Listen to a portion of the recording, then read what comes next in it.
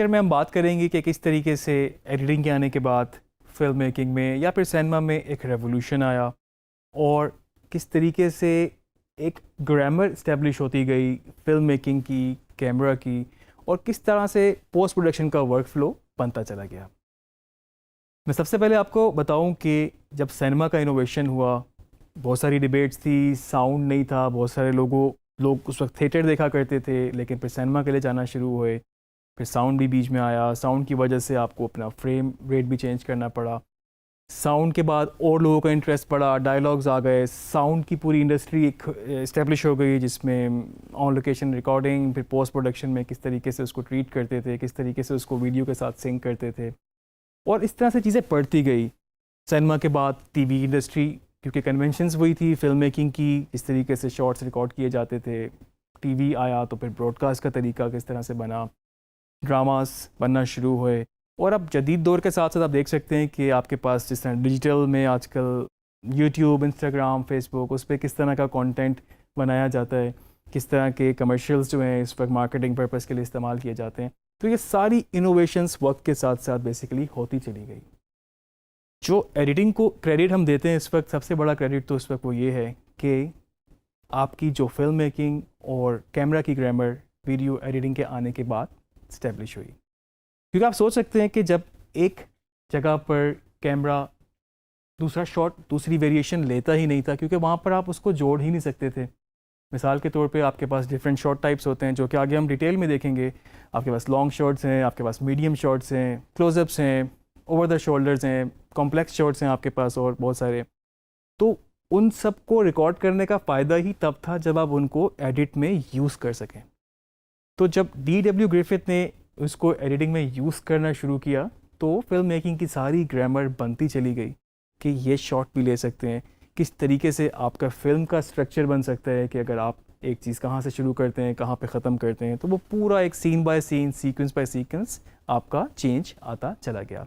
और इसके साथ साथ अगर सिर्फ मैं एडिटिंग की ही बात करूँ तो जिस तरह फिल्म स्प्लाइसिंग शुरू हुई थी, उसके बाद लीनियर आया, नॉन लीनियर आया, लाइव एडिटिंग होती है। आप लोग देख सकते हैं कि इस वक्त आपके लाइव ब्रॉडकास्ट में लाइव एडिटिंग होती है, आपके मल्टीपल कैमरास में एडिटिंग होती है। तो बहुत सारी चीज़ें इसमें इन्वॉल्व होती चली गई। इसमें मैं आपको थोड़ा सा ये भी बताता चलूँ कि ये जितनी भी इनोवेशंस होती गई उसकी वजह से नए डिपार्टमेंट्स, नई चीज़ें बनती चली गई। सॉफ्टवेयर्स की बहुत इनोवेशंस हुई, नए से नए सॉफ्टवेयर्स आते गए ब्रॉडकास्ट के लिए, टीवी के लिए, सिनेमा के लिए, हर तरह से। और लोग भी इसमें इन्वॉल्व होते गए, लोग सीखना शुरू हो गए चीज़ों को, और प्रॉपर एक इंडस्ट्री बनती चली गई। अगर आप थोड़ी सी नज़र दौड़ाएं इस वक्त हॉलीवुड पे, जो कि इस पर कंसिडर की जाती है एक स्टैंडर्ड या फिर एक बहुत बड़ी फिल्म इंडस्ट्री, तो उसमें आपको जो मेजॉरिटी डायरेक्टर्स मिलेंगे वो मिलेंगे जो पहले एडिटिंग कर चुके हैं। इवन पाकिस्तान में भी इस वक्त आपको मेजॉरिटी जो डायरेक्टर जो कि कमर्शियल्स कर रहे हैं, फिल्में कर रहे हैं, या फिर और भी किसी और रोल में काम कर रहे हैं डायरेक्टर्स, तो आपको मेजॉरिटी डायरेक्टर्स वो नज़र आएंगे जो पहले एडिटर रह चुके हैं। इसकी क्या वजह हो सकती है? एक वजह तो ये हो सकती है कि आपके पास जब फिल्म होके मटेरियल आता है तो एडिटर उसको प्रीव्यू करता है, एडिटर ही उसको सिलेक्ट करता है, और एडिटर उसको असेंबल करता है, फिर उसका रफ़ कट बनता है, फाइन कट बनता है, फाइनल कट बनता है। तो वो एडिटर की नज़र से इतनी ज़्यादा फुटेज गुजर चुकी होती है कि उसको सारी अच्छाई, सारी खामी, जो भी उसमें अच्छा बुरा होता है, उसको बड़ा क्लियरली नज़र आना शुरू हो जाता है।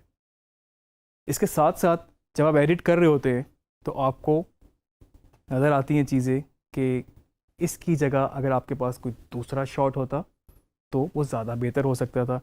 दूसरा शॉट से मतलब शॉट टाइप भी हो सकते हैं कि अगर इस लॉन्ग शॉट की जगह आपके पास मीडियम होता, या मीडियम की जगह आपके पास क्लोजअप होता, तो आपके पास और बेहतर नैरेटिव बनता जाता। तो ये इसलिए भी आपकी बहुत अच्छी लर्निंग होती है। सेकेंडली, आपका जो एडिटर होता है, अगर हम एक फिल्म एनवायरनमेंट की बात करें तो उसमें एडिटर ब्लैंक होता है, उसको नहीं पता कि शूट पे क्या हुआ है, प्रोडक्शन में क्या हुआ है, कितने कैमरास इन्वॉल्व थे, कितनी क्रू इन्वॉल्व था, क्या स्टोरी है। तो उसको प्रॉपर एक स्क्रिप्ट से गुजरना पड़ता है, उसको प्रॉपर एक लॉग से गुजरना पड़ता है। तो इसकी वजह से आपका पेपर वर्क जो कि प्री प्रोडक्शन में, प्रोडक्शन में हुआ होता है, वो भी काफ़ी स्ट्रॉन्ग हुआ होता है। तो ये क्रेडिट भी मैं देता हूँ एडिटिंग को कि उसकी वजह से आपके पास सारा वर्क फ्लो बहुत स्मूथ रहता है और वो सारी लर्निंग जो भी चीज़ें होती हैं, जिस तरह से जो भी आउटपुट चाहिए होती है, वो फिर आपका पेपर वर्क की वजह से बनाई जाती है। एडिटिंग की वजह से मैं समझता हूँ कि अगर आप एज अ डायरेक्टर काम करें, एज अ प्रोड्यूसर काम करें या किसी भी डिपार्टमेंट में काम करें, तो मुझे लगता है कि जो आप पोस्ट प्रोडक्शन में सीख सकते हैं वो शायद किसी और डिपार्टमेंट में सीखना मुश्किल हो। जब आप एडिट करते हैं और उसके बाद अब ऑन लोकेशन भी अगर आप जाके देखें तो आपके पास दिमाग में वो स्ट्रक्चर खुद ही बनना शुरू हो जाता है, आप उसको कंस्ट्रक्ट कर सकते हैं और आप सोच सकते हैं कि बाद में वो कितना आसान हो सकता है बाद में आपके लिए, अगर आप एज ए डायरेक्टर काम करें या एज ए प्रोड्यूसर काम करें। तो मैं उम्मीद करता हूँ कि ये जो वीडियो एडिटिंग का कोर्स है आपके लिए काफ़ी यूज़फुल होगा अगर आप इसको सही तरीके से फॉलो करें। आगे और लेक्चर्स पे मज़ीद हम इन पे बात करेंगे, तो आप इनको फॉलो करते रहें।